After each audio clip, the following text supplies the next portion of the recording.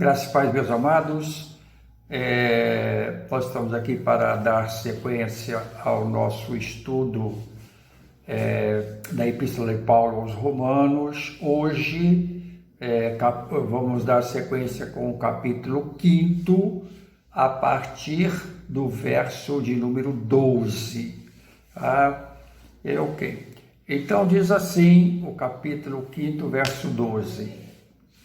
Portanto, da mesma forma como o pecado entrou no mundo por um homem, e pelo pecado a morte, assim também a morte veio a todos os homens, porque todos pecaram. Pois bem, aqui fala que o pecado, que é, como nós já dissemos anteriormente, transgressão da lei de Deus, o pecado entrou na humanidade por meio de Adão. O pecado, como nós falamos, gerou a morte, né? Como o próprio apóstolo Paulo cita, o salário do pecado é a morte, né? Ok, a morte veio a todos os homens porque todos pecaram, ou seja, a morte ela foi uma consequência da transgressão da lei de Deus, ou seja, do pecado. Nesse texto, ou nesse verso, existe uma grande discussão teológica aqui, para saber se o pecado aqui, que a humanidade herdou, foi o pecado de Adão, ou como herança a Adão, ou foi por sua própria prática, né? Então essa discussão, uns creem que todos pecaram porque isso veio como herança de Adão.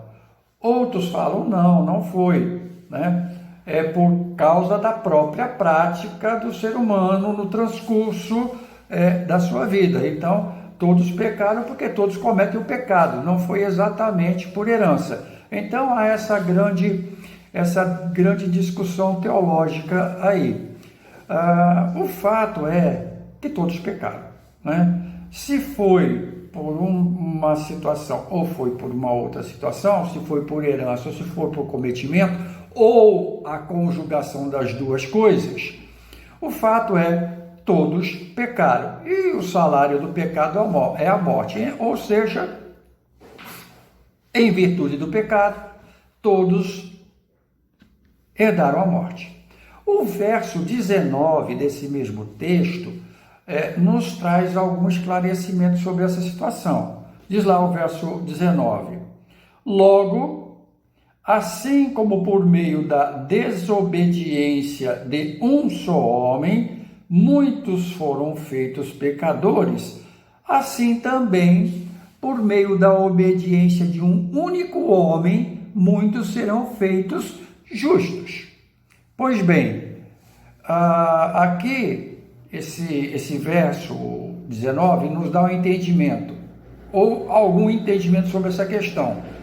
Ele fala assim como, ou seja, do mesmo modo, igualmente. Aí ele fala da desobediência. Então ele fala, do mesmo modo que a desobediência de um gerou pecado a muitos, a obediência de um gerou a justificação de muitos. Então aqui há uma necessidade nas duas, tanto em uma quanto na outra situação, há uma necessidade, a participação do outro para que a questão se efetive. O que eu estou querendo dizer com isso? Aqui está falando sobre a questão da desobediência. A desobediência de um gerou a consequência a muitos, né? Essa consequência é uma participação nessa desobediência. Por quê? Porque nós vemos isso pela via transversa. Quando está falando aqui da obediência de um, aqui está falando de Jesus. A obediência de Jesus em morrer por mim, por você na cruz do Calvário, para que nos pudesse trazer libertação, a obediência de um gerou a salvação de muitos. Quem são esses muitos? Esses muitos são aqueles que creem, que aceitam, que concordam, que abraçam o sacrifício de Cristo Jesus. Esses são justificados. Na via transversa, nós vemos a questão da desobediência. A desobediência de um abriu porta, mas entendo que para ser desobediente, eu também preciso abraçar essa desobediência. E assim, essa desobediência trouxe a morte a muitos. Então, parece-nos que a questão da obediência e da justificação, elas são paralelas e antagônicas, mas, ao mesmo tempo, existe uma semelhança. Semelhança no quê? Na forma de participar da desobediência ou na forma de participar da obediência. Ou seja, eu tenho que ter alguma prática em função disso para que a coisa aconteça na minha vida.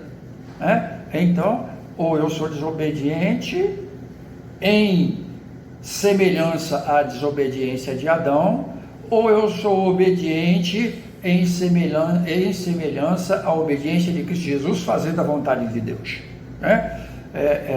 Isso parece-me bem claro nesse texto que nós devemos ter ciência.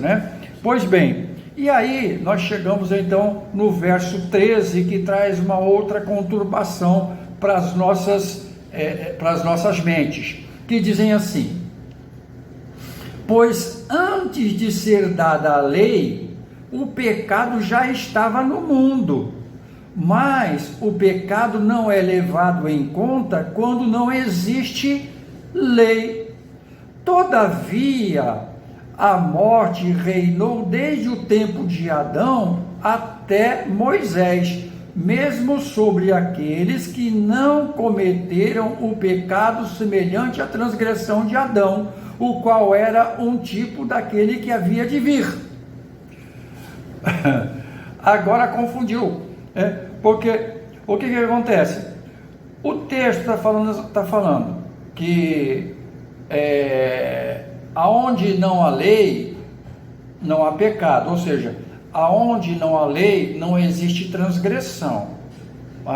Só que a lei veio em Moisés, bem depois de Adão. Mas o texto também fala que a morte reinou de Adão a Moisés. Parece-me que as coisas são contraditórias aí, mas não o são. Na verdade, o que isso quer dizer? O pecado, na verdade, já estava presente antes da lei ser dada por Deus através de Moisés. O pecado já estava presente, mas aonde não há lei, não existe pecado. Então, a lei foi dada em Moisés, mas o pecado já estava presente. Como o pecado já estava presente? Isso quer dizer que de Adão a Moisés havia pecado, havia transgressão, porque a lei formal foi dada em Moisés, verdade. Contudo, a lei de Deus sempre esteve gravada no coração da humanidade. Sempre a lei de Deus esteve gravada no coração da humanidade. O ser humano sempre soube o que é certo e o que é errado, independentemente da lei formal dada por Deus. Entendeu? Vou dar um exemplo para você. Vamos lá em Gênesis, lá no início da história. Lá no início da história, nós vemos ali a figura de Abel, né? Abel fez o quê? Abel matou Caim, né? Isso foi logo no início, bem antes de Moisés. Então o texto nos mostra algo bastante elucidativo. O texto mostra que Caim matou Abel. Pois bem, lá no verso 8, nós lemos assim: disse, porém, Caim a seu irmão Abel: vamos para o campo. Ele tinha uma intenção no coração. Ele estava enganando o seu irmão e levando-o para uma emboscada. Então, ali já existia um pecado, né? O engano, estava enganando o seu irmão. E o texto diz: vamos ao campo. Quando estavam lá, Caim atacou o irmão Abel e matou, né? Ou seja, Caim enganou o irmão, levou o irmão para uma emboscada e matou, né? Outro pecado. Aí então Deus chegou e foi perguntar a Caim onde estava o seu irmão. Olha a resposta que ele dá no verso 9. Então o Senhor perguntou a Caim: onde está seu irmão Abel? Respondeu ele: não sei, sou eu o responsável por meu irmão? É claro que ele sabia, ele estava mentindo a Deus, outro pecado. Consequência disto, nós vemos lá no verso 16, desse mesmo capítulo 4 de Gênesis. Então Caim afastou-se da presença do Senhor e foi viver na terra de Nod, a leste de Edom.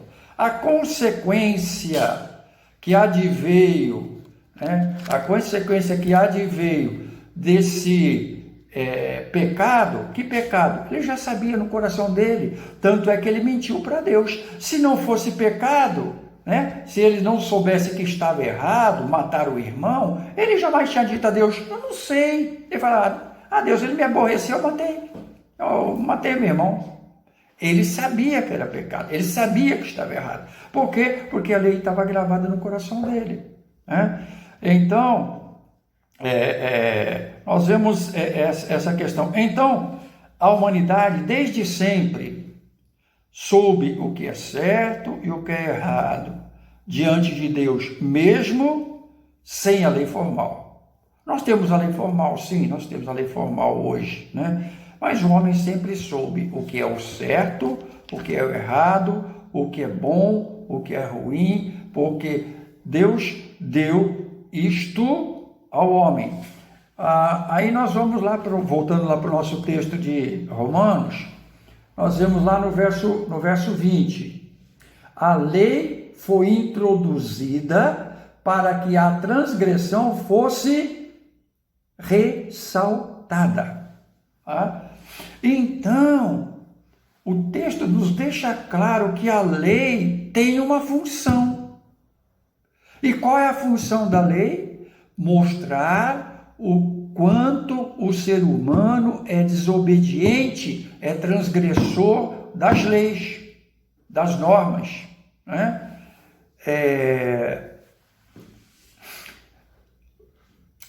Lá no capítulo 20 de Êxodo, nós temos os 10 mandamentos. Eu não quero falar sobre todos eles, não. Eu quero apenas ressaltar algumas coisas que entendo serem importantes para o nosso momento de estudo agora. O texto diz lá de de Êxodo 20, diz, verso 3, não terás outros deuses diante de mim. Então, Deus está falando, olha, não tenho outros deuses, né? Isso faz parte dos 10 mandamentos. O ser humano obedece isso? Não. Nós temos uma multiplicidade de deuses criados pelo homem, ok? Muito bem.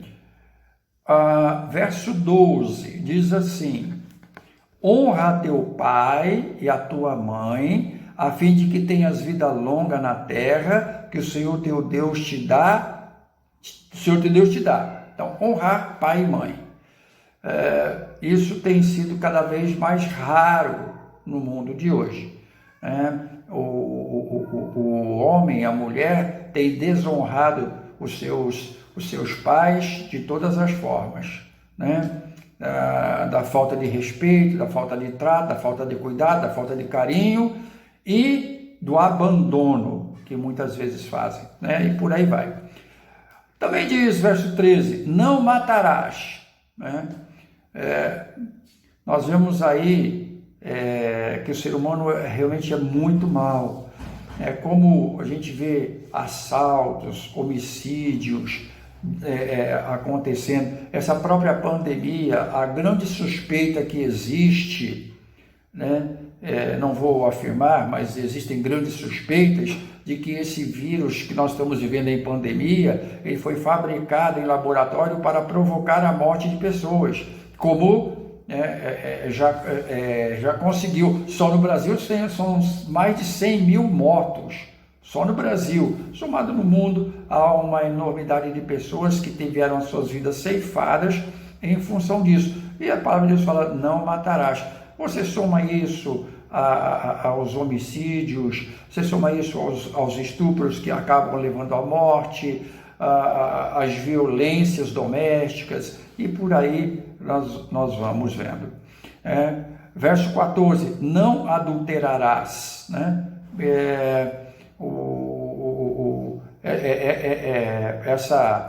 Essa norma, essa regra dada por Deus é algo tremendo que a humanidade desrespeita cada dia de toda sorte, tanto é que nós estamos vendo hoje estudos para legalizar a união de homem com homem, de mulher com mulher, e agora, pasmem, casamentos entre pais e filhos, A filha pode casar com o pai pode, a mãe pode casar com o filho, e está tramitando lei aí nesse sentido, Então, para ver como o ser humano se degenerou nessa questão física, relacional.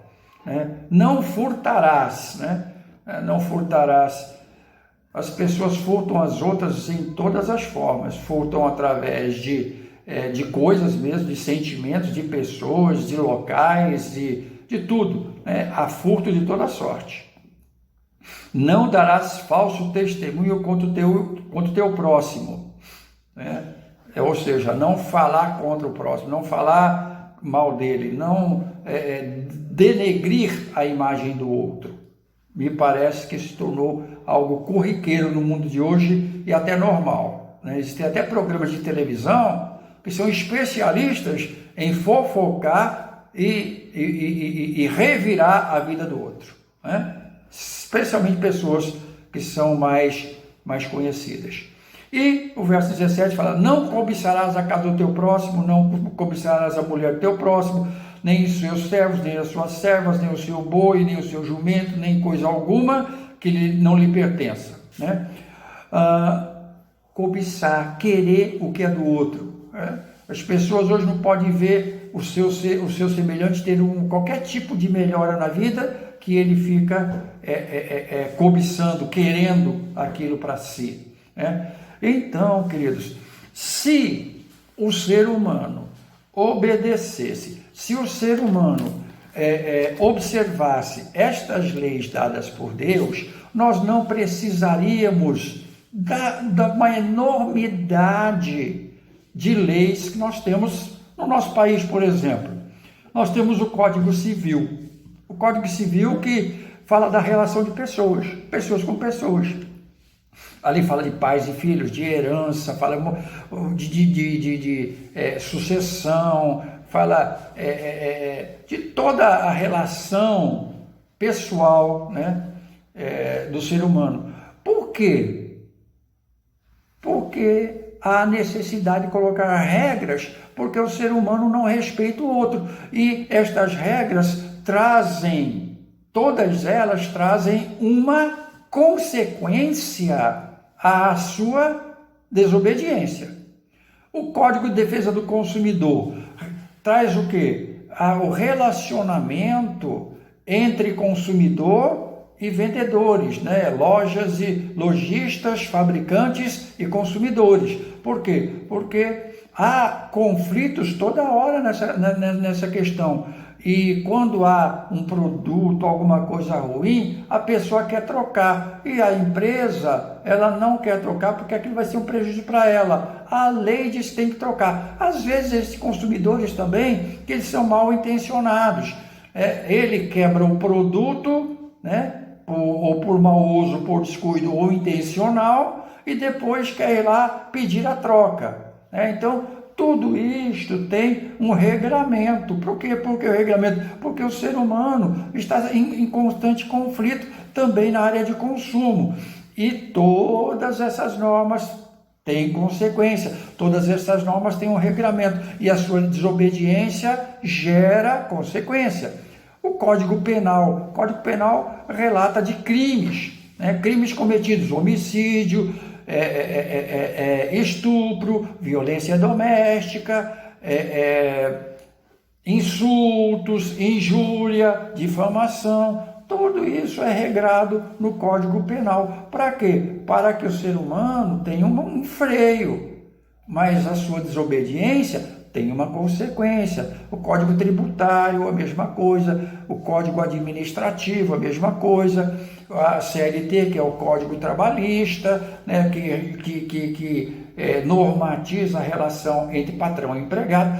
Tudo está regrado, por quê? Porque o homem tem a tendência de desobedecer, de querer prevalecer sobre o outro, né? Isto gera consequência. E por isso, agora, se o homem obedecesse às regras básicas que Deus deu, nenhum código desse seria necessário, né? Por quê? Porque o homem obedeceria a tudo, né? Respeitaria o próximo, não ia cobiçar o que é do próximo, não ia tirar do próximo o que é por direito dele, ia honrar pai e mãe, ia ter um bom relacionamento entre pessoas. Então essas leis seriam desnecessárias. Elas se tornaram necessárias por quê? Porque não respeitam aquilo que Deus estabeleceu e nem mesmo estabelecem ou obedecem aquilo que os próprios homens estabeleceram, né? Por isso que as leis elas mudam, elas são obrigadas a serem atualizadas de tempos em tempos, porque o homem inventa novas formas de males, né? Novas maldades. Antigamente nós podíamos usar a internet, podíamos usar o nosso cartão de crédito sem problema. Hoje nós não temos essa liberdade. Por quê? Porque existem os hackers que roubam nossos dados, usam os nossos dados, compram e fazem dívidas no nosso nome. Então começou a haver um novo tipo de crime, o crime cibernético, né? Então, né, o ser humano ele vai se atualizando na sua maldade, na sua forma de desobediência, né? Então, onde não há lei, não há pecado. Mas o homem sempre soube o que é errado. O homem sempre soube o que é pecado, porque isto está gravado dentro do seu coração. Não precisa dizer a ninguém que ele está errado. Ele sabe quando ele está fazendo a coisa errada. Por quê? Porque a lei de Deus gravada no coração do ser humano mostra que ele está fazendo algo que não devia estar fazendo. Ou deixando de fazer algo que ele deveria fazer, né? Pois bem, aí chegamos no final do nosso capítulo de hoje, versos 21 e 22, que dizem assim: a fim de que, assim como o pecado reinou na morte, também a graça reine pela justiça para conceder vida eterna mediante Jesus Cristo, nosso Senhor. Pois bem, o apóstolo Paulo encerra esse capítulo 5, essa sessão da sua epístola, e ele fala que o pecado reinou. O que é reinar? É dominar, né? Então o pecado dominou pela morte. A morte, né, que é, como nós vimos lá em Gênesis, o distanciamento de Deus. Quando Caim matou Abel, ele mentiu, ele fugiu, e aí por fim ele foi para longe de Deus. Isto foi a morte, né? Esta é a morte do distanciamento nosso de Deus, do ser humano de Deus. Isto é a morte espiritual, né? Consequentemente também a morte física, mas aqui nós estamos nos referindo à morte dessa relação de vida que nós temos com Deus, né? Então, agora a graça que é o quê? É um favor não merecido, né? Então a graça, ela reina, ela domina pela justiça. Qual é a justiça? A obediência. E ela gera a vida eterna por meio de Cristo Jesus. A nossa obediência, nem a nossa obediência é nossa. Quando nós somos libertos, nem a obediência é nossa, porque a obediência que Deus vê é a obediência de Jesus, que morreu por mim lá na cruz do Calvário. Foi uma graça, um favor que eu não merecia, mas Ele obedeceu, morreu em meu lugar, e eu tenho apenas que crer, que me apossar, né? Aí a salvação, a justificação, eu tenho que ter um ato nessa situação, eu tenho que me apossar dessa verdade para que ela seja válida na minha vida, né? Então, Jesus morreu por mim e por você. O pecado existe, o distanciamento de Deus existe, mas eu posso pôr fim nisto e receber uma vida nova a partir do momento que eu abraço o sacrifício de Jesus, aceito e entendo a vontade de Deus para a minha vida e busco vivê-la, embora eu continue, vez por outra, não é uma constância, mas um acidente de percurso, eu posso pecar, né? Eu não sou impecável, eu posso pecar, mas não posso permanecer no pecado. Eu tenho que olhar para essa situação de desobediência a Deus, me arrepender e voltar para Ele e pedir: Deus, me perdoe e me dê a tua direção. E assim Ele nos perdoa. Querido, que você e eu vivamos esse tempo de reflexão.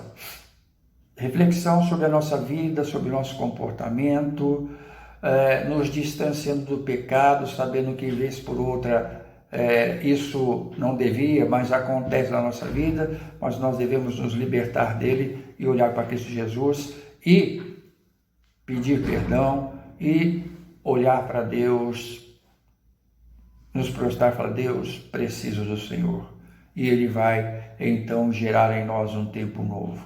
Que Deus te abençoe, que Deus te dê a direção correta da sua vida. Mas lembre-se sempre, sem a graça de Deus na nossa vida, nós estamos mortos. Amém, queridos? Vamos orar. Pai querido, eu quero te louvar e te agradecer por poder estar falando aos meus irmãos esta palavra que o Senhor me deu nesse dia.